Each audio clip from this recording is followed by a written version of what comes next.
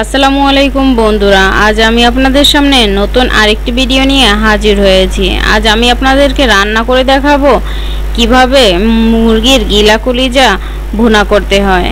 যারা মুরগির গিলা কলিজা খেতে পছন্দ করেন না, এইভাবে ভুনা করলে তারা হাত চেটেপুটে খেয়ে নেবেন। আমি এখানে নিয়েছি 1 কেজি মুরগির গিলা কলিজা। আমি এগুলো পরিষ্কার করে ধুয়ে নিয়েছি। এখন আমি এগুলোকে পরিষ্কার করে নিব। আবার সেজন্য আমি ফুটানো গরম পানি নিয়ে গরম পানিটা দিয়ে চুবিয়ে রাখবো 5 মিনিটের জন্য। 5 মিনিট চুবিয়ে রাখলে কলিজাগুলা থেকে যে রক্ত পানিটা ভিতরে আছে সেটা বেরিয়ে আসবে। এই যে দেখুন, কালারটা কিন্তু চেঞ্জ হয়ে গেছে পানির। আমি 5 মিনিট পর এটা পরিষ্কার করে ধুয়ে নিয়েছি। দেখুন, গিলা কলিজার কালারটা কিন্তু চেঞ্জ হয়ে গেছে। ভিতরে যে এক্সট্রা রক্তটা ছিল সেটা বেরিয়ে গেছে।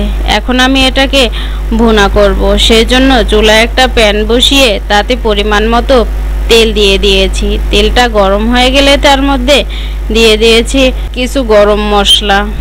গরম মশলাটা নিয়ে একটু নেড়েচেড়ে তারপর দিয়ে দিচ্ছি মেজারমেন্ট কাপের 1 কাপ পেঁয়াজ কুচি। পেঁয়াজটা একটু বেশি পরিমাণে দিবেন।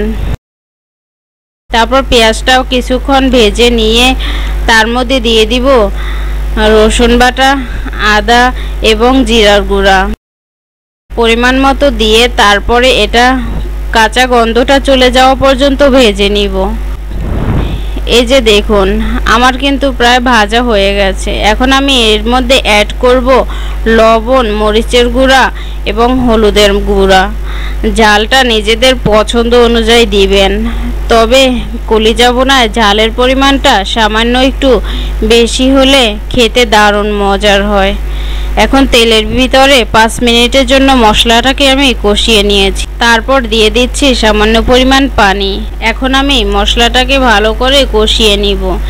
এই যে দেখুন, আমি কিন্তু মশলাটাকে প্রায় 10 মিনিট ধরে কষিয়ে নিয়েছি। কষানো হয়ে গেছে, আমার উপরে তেলটা ভেসে উঠেছে, তার মানে আমার মশলাটা কষানো হয়ে গেছে। সেই পর্যায়ে আমি দিয়ে দিচ্ছি 2টি ফালি করা আলু। আলুটা আমি আগেই কেটে ধুয়ে রেখেছিলাম। তারপর আলুটাকে মশলার সাথে বেশ কিছুক্ষণ ভালো করে নেড়েচেড়ে কষিয়ে নিব। আমি আলুটাকে 80% সিদ্ধ করে নিব।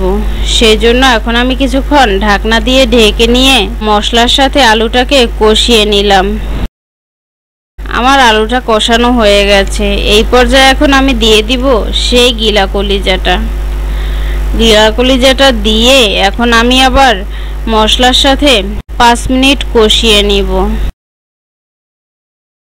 এখন আমি কিছু সময়ের জন্য ঢাকনা দিয়ে ঢেকে তারপর কলিজাটাকে কষিয়ে নিব। দেখুন, কষানোর মধ্যেই দেখতে কিন্তু দারুণ লাগছে। আমার কিন্তু দেখেই জিভে জল চলে আসছে। এরকম রান্না করলে খেতে দারুণ হয়। এখন আমি দিয়ে দিব পরিমাণ মতো পানি রান্নাটা হয়ে যাওয়ার জন্য। একটু নেড়েচেড়ে মিশিয়ে নিচ্ছি। তারপর বলক এসে গেলে তারপর দিয়ে দিচ্ছি ঢাকনা। হয়ে গেলে তারপর আমি ঢাকনাটা উঠিয়ে নিচ্ছি। কিছু সময়ের পর ঢাকনাটা উঠিয়ে নিয়েছি। দেখুন, আমার কিন্তু পুরোপুরি হয়নি এখনো, আরও কিছুটা ঝোল টানিয়ে নিতে হবে। তাই আমি এখন আর ঢাকনা না দিয়ে ঝোলটা টানিয়ে নিয়েছি। এই পর্যায়ে আমি দিয়ে দিচ্ছি কিছু ভাজা জিরার গুঁড়া। ভাজা জিরার গুঁড়াটা দিয়ে আবার একটু ভালো করে নেড়েচেড়ে মিশিয়ে দিব, যাতে সবটার সাথে ভালো করে লেগে যায়। সেজন্য আমার কিন্তু এখন হয়ে গেছে। চুলা থেকে এখন আমি নামিয়ে নিচ্ছি। নামিয়ে আপনাদেরকে এখন পরিবেশন করা দেখাচ্ছি। দেখতে দারুণ লাগছে। এই রকমের একবার হলেও বাসায় ট্রাই করবেন। আপনারা যারা এরকম গিলা কলিজা খেতে পছন্দ করেন না, এই রকমের রান্না করলে তারা 1 নিমিষেই ভাতের প্লেট খালি করে ফেলবেন। ভিডিওটি ভালো লাগলে চ্যানেলটিকে সাবস্ক্রাইব করে দিবেন। আল্লাহ হাফেজ।